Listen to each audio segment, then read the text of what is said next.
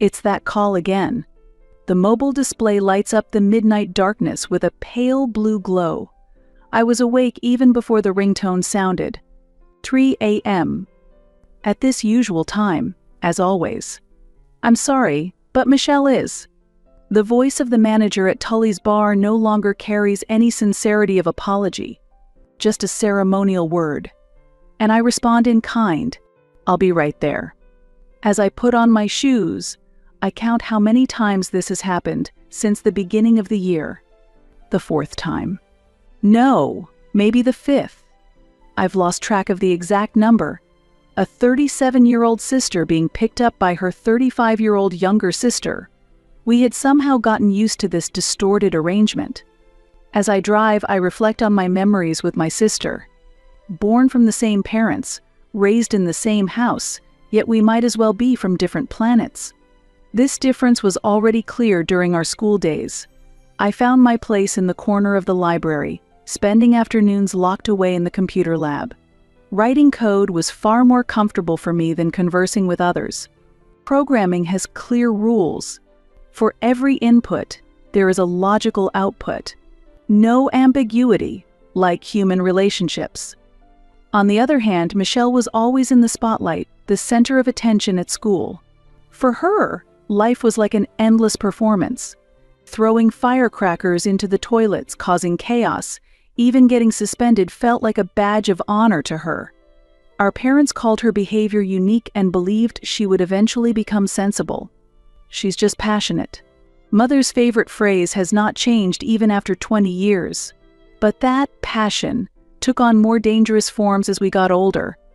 While I earned a degree in computer science from MIT and built a career as a system engineer on a government satellite communications project, Michelle's resume listed arrests instead of academic achievements. For her, enjoying life meant brawling in bars or reckless adventures with strangers, sometimes even breaking the law. "You're really boring, you know." That was her favorite phrase. Every time she saw me spending my holidays writing code or assembling a new mechanical keyboard, she would say that. But the boring life she scorned was actually full of tension and responsibility. As a system engineer involved in government confidential projects, my life was always under scrutiny. During regular security clearance renewals, every aspect of my life was investigated. Family relations were no exception, and Michelle's existence was always a risk to my career. Last Christmas. That was the beginning of a definitive rift in our relationship. The family meeting on Christmas was tenser than usual, because Michelle said she would bring her new boyfriend. Mom was excited to cook a turkey and Dad opened a special bottle of wine, as if this day would change something. However, Michelle showed up alone, drunk. He couldn't make it. Saying that, she began pouring herself a drink from the wine Father had opened, ignoring the worried glances from Mother and the stern looks from Father. "Haven't you had enough?" At my words, Michelle flashed a challenging smile. Here we go. The perfect sister's lecture. Dinner turned into a disaster. Michelle didn't touch the food, just kept drinking wine. Then, suddenly standing up, she headed for the entrance. "It's Christmas. I'm going to see some friends." When Dad tried to stop her, I noticed she was holding the keys to my car. She had taken them out of my bag without permission. "You're not planning to drive, are you?" I stood up. "It's too dangerous to drive in that condition." "Shut up." Michelle shouted. "It's none of your business. It's my life." The next moment, we were grappling at the entrance, me trying to retrieve the keys, and Michelle gripping them tightly. Our parents just yelled, "Stop it," but didn't take any concrete action. As usual. Eventually, I managed to get the keys back. But fueled by anger, Michelle stormed out. She got into an argument with a neighbor in the parking lot, and the police were called. When I explained the situation to the police and somehow managed to calm things down, I couldn't believe my parents' attitude. "If you were a bit more flexible." Mom looked at me as if blaming me. "You need to consider your sister's feelings too." Feelings? I raised my voice in disbelief. She was about to kill someone driving drunk, and yet I'm the bad one. Dad spoke wearily. "You sisters should understand each other better." That night, I went home early, feeling as if the concept of family was a piece of glasswork slowly cracking. After the Christmas incident, Michelle's life spiraled further into chaos. At least twice a week, I'd get a call from some bar, sometimes from the police station too. Her arrest record piled up like a sad collection of medals. My parents' response was always the same. They justified Michelle's actions and asked me for understanding, as if the collapse of my sister's life was my responsibility. Then, at midnight one day, an unexpected visitor would completely change my life. The doorbell rang at 2 a.m. Peeking through the peephole, I saw Michelle with an unusual expression. Gone was her usual excitement and aggressive demeanor. Instead, there was a kind of calm. My intuition warned me it was a dangerous sign. "I need $2,000. As soon as I opened the door, Michelle got straight to the point. No preamble, no explanation. I led her into the room. We couldn't discuss money in the middle of the night in the hallway. Michelle sat down on the sofa as if it were her own house. "What do you need $2,000 for?" As I asked, her eyes began to dart around. "Don't worry about the details. It's just an expense." That response heightened my caution. As someone with government security clearance, I have to be extremely sensitive to unclear financial transactions. I can't give you the money without a detailed explanation.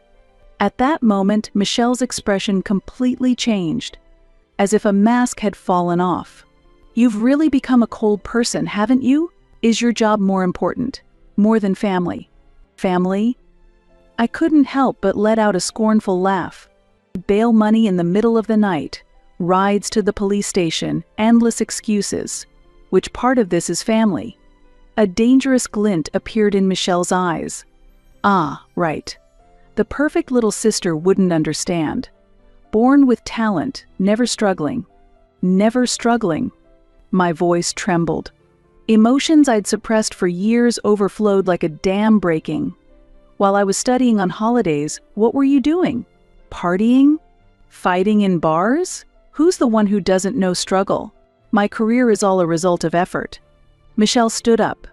A cushion on the sofa rolled onto the floor. "Yes, of course. The smart little sister is always right." Her voice mixed sarcasm with something else. Desperation? Or perhaps a desire for revenge? "Get out," I told her with a weary voice. "I can't give you the money. I can't get involved without knowing the reason. You'll regret this." As she headed for the door, Michelle turned back. Her eyes swirled with a dark emotion I had never seen before. It took me 3 days to understand the meaning of her words. A typical Tuesday night. I was buying dinner ingredients at the supermarket as usual and returned home after 9 p.m. I had been away for just 1 hour. But that 1 hour would change my life. The moment I opened the front door, something felt off. The air was different. And the living room light, which should have been off, was on. Since I started living in this house, I had never forgotten to turn it off. I was meticulous about checking before going out. I moved silently into the room. At first glance, there were no major changes. 65-inch TV, game consoles, expensive laptop, all in their usual places. For a moment, I thought I might be overly sensitive. But as soon as I opened the bedroom door, that hope was shattered. The desk drawers, which should have been perfectly organized, looked as if a tornado had gone through. Important documents were scattered on the floor, and the organizing boxes were tampered with violently. As panic set in, a glimmer of hope crossed my mind. Tesla's Sentry mode. The car parked in my driveway had a camera that must have seen everything. With trembling fingers, I took out the flash drive and connected it to my computer. The screen displayed a person wearing a mask. However, that silhouette, that way of walking. My heart pounded painfully. There was no mistaking it. The video recorded Michelle confidently entering my house, Although she wore a mask, she had taken it off by the time she tried to open the car door. It was a clumsy attempt, like that of an amateur robber. A reality I didn't want to believe. Yet deep down, I might have foreseen this outcome. Years of destructive behavior had finally reached my sanctuary. I checked for damages. 2 luxury watches. That was a hard hit, but what truly tore my heart was the loss of my custom mechanical keyboard, into which I had poured my soul. The switches I had meticulously chosen over weeks, the passion invested in each keycap. It was not just a machine. It was part of my identity. To Michelle, it was probably just an item to be cashed in. This realization deeply fractured my heart. I picked up my phone. One last chance. I wanted to try speaking as adults. "Let's talk about you breaking into my house." My voice sounded calmer than I expected. "What are you talking about?" Michelle's voice had the usual tinge of acting. "You suspect your own sister without any proof. The Tesla camera recorded everything. Even the footage where you forgot to remove your mask is too poor." Silence fell on the other end of the phone. Then, an unexpected response. "If you had lent me that $2,000, none of this would have happened." Her defiant tone shattered something inside me fundamentally.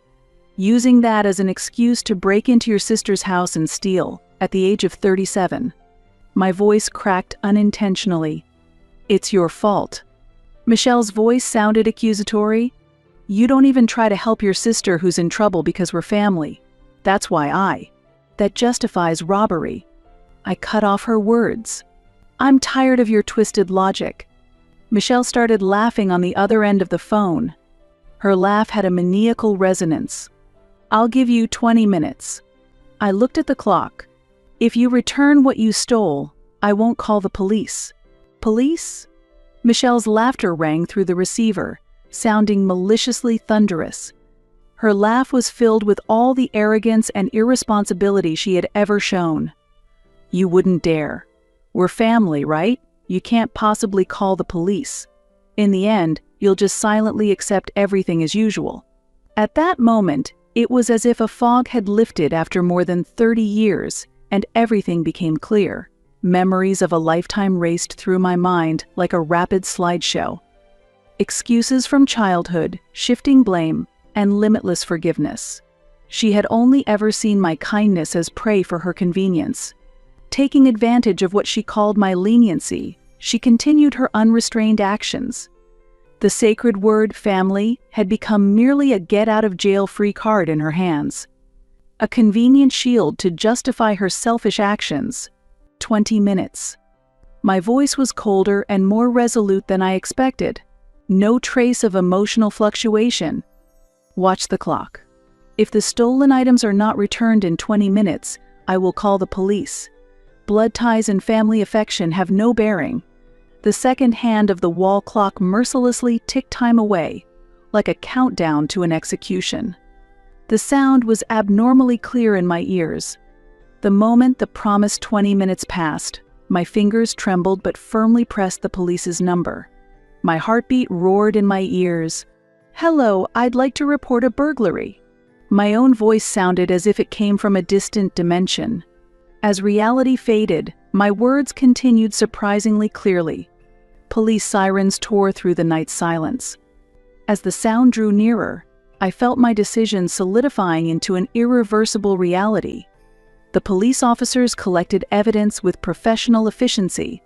The definitive footage captured by Tesla's security camera. The desolate state of the ransacked room. A detailed list of stolen items. Everything accumulated into perfect evidence. And as expected, the sequence I had anticipated began.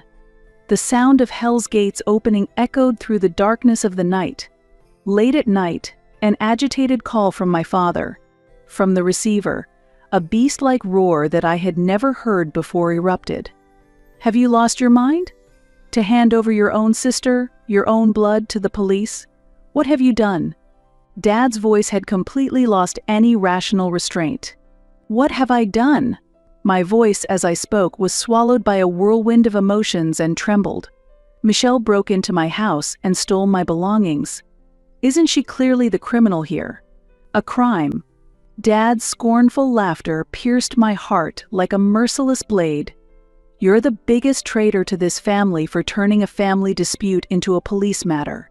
Shameless. In the background, I could hear Mom's sobbing echoing. Her crying sounded as if I had committed an irrevocable, unforgivable sin. If this is your final choice. Mom's voice was as cold and sharp as the ice of deep winter. Never call yourself our daughter again. You are no longer our child. The moment I heard that ultimate declaration of disownment, strangely, a sense of calmness settled in me. It was as if I had been liberated from years of oppression, even feeling a bizarre sense of relief. How interesting. My voice was surprisingly calm. After endlessly offering forgiveness and understanding to Michelle, you disown me just because I chose justice and integrity once. Justice? Integrity. Dad's words attacked like a venomous snake. The moment you called the police, you were no longer a Miller. This is my last word. Dad, My words, a final plea, were cut off. Don't ever call me Dad again. You no longer have parents or a sister. Just disappear. Don't ever show your face again. The sound of the phone hanging up was sharp, like a massive axe severing the bonds of family in one swift cut. That sound would likely be etched in my memory for a long time. Immediately after, notifications of being blocked on social media began to arrive. In the middle of the night, only the cold blue light from my phone illuminated the room. Perhaps this moment was an unavoidable fate. For years, my parents had chosen to side with Michelle, no matter what she did. 48 hours after the disownment, my phone was filled with red icons indicating blocked calls from my family home, and family photos on social media were disappearing one after another. Watching my existence being systematically erased from the digital world felt like something out of a sci-fi movie. In that darkness, an unexpected light shone through. Have you ever considered what the pride of the Miller family is? The voice of my paternal grandfather, George Miller, echoed from my phone. Since my student days, my grandfather had been a unique figure in the family. He held old-fashioned values and placed the highest importance on the family's honor. His strictness had been the target of our awe as children. Won't you tell me everything? Grandpa's voice, while always dignified, now mixed with warmth. I told him everything. From Michelle's demands to the break-in, to my parents' reactions. Throughout my recounting, only deep sighs returned from grandfather. Each one seemed to carry the weight of Miller family history. Our family has beliefs that have been passed down through generations. After a long silence, grandfather began to speak softly. Honesty, integrity, and above all, taking responsibility for one's actions.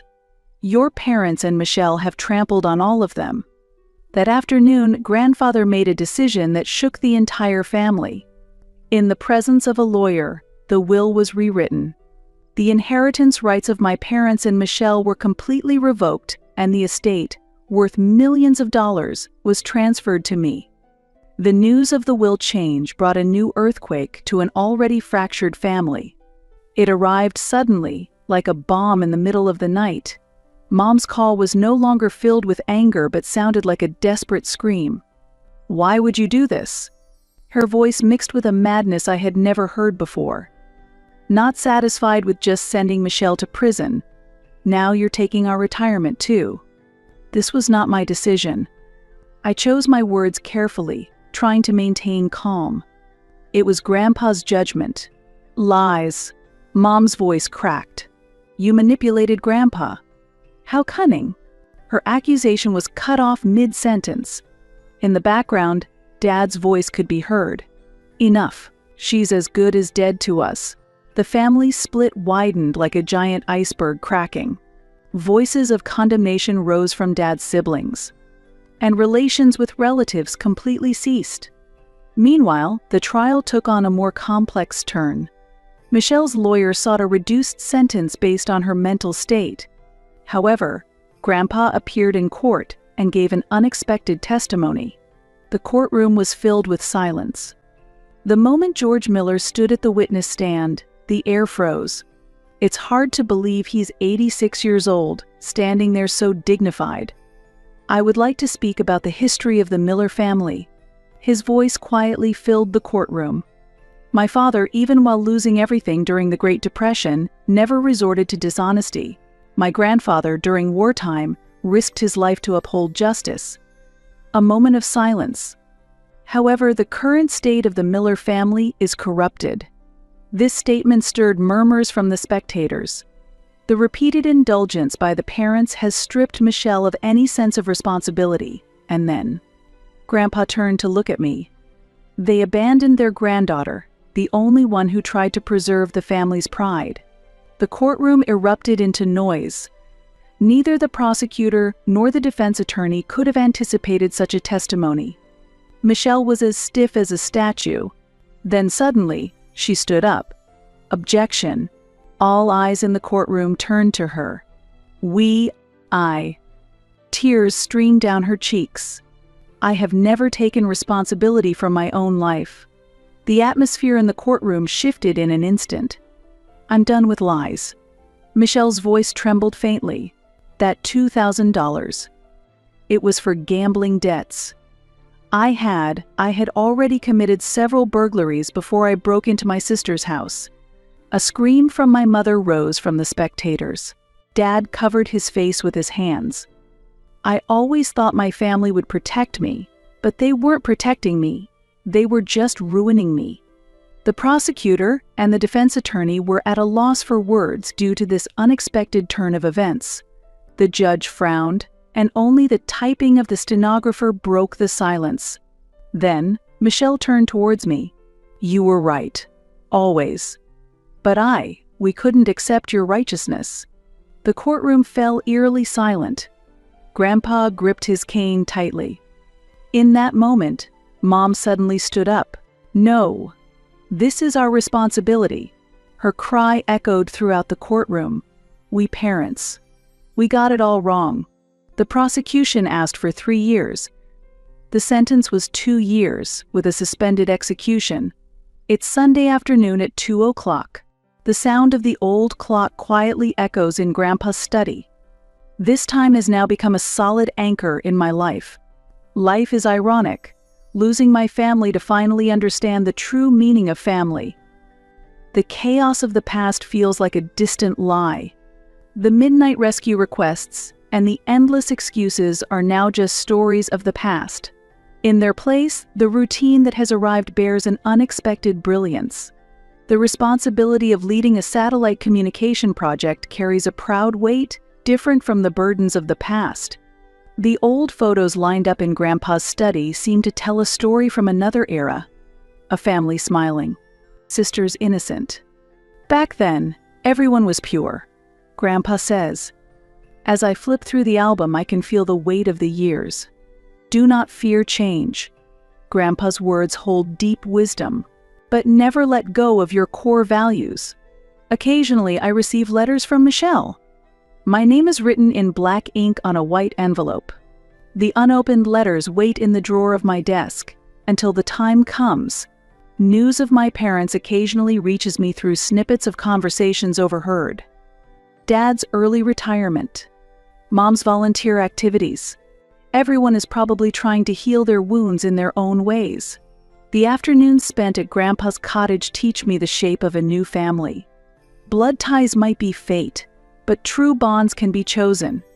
They are relationships where values are shared and each person lifts the other up. The new keyboard I made to replace the stolen one turned out to be an unexpected masterpiece. Sometimes, loss becomes the seed of creation. This applies not only to objects but also to relationships. If I had made a different choice that night, that thought sometimes crosses my mind. But a painful truth is far more valuable than a false peace. The possibility of Michelle's rehabilitation. It's an uncertain future, but if it does happen, I would like to build a relationship with a healthy distance this time.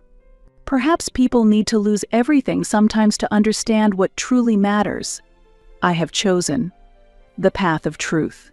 It may be lonely, but it's a path where I can leave firm footsteps of my own.